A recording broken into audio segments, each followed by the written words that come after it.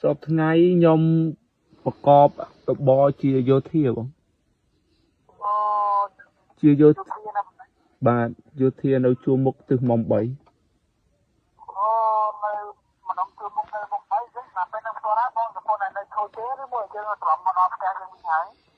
នៅអត់តាន់បានទៅផ្ទះទេបងនៅឈោមុខនៅឯនៅជួរមុខហ្មង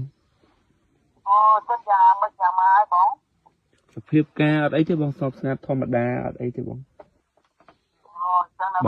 បាទបង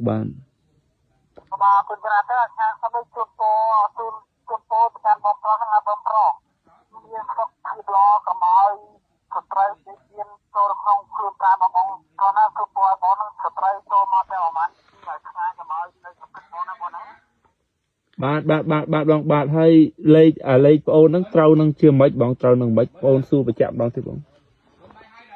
ហើយបងហើយ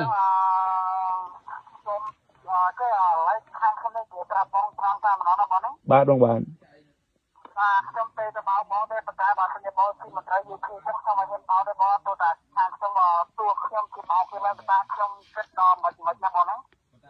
បាទបងបាទអញ្ចឹងបងអ្នកទេមករោបោកមែនបង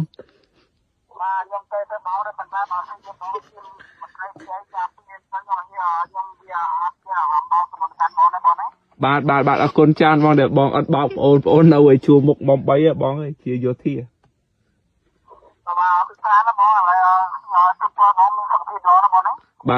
បាទបងកុំបោកគេទៀតបងយើងសាខ្មែរដូចគ្នាណាបងខំរោទៅបងកុំបោកគេបង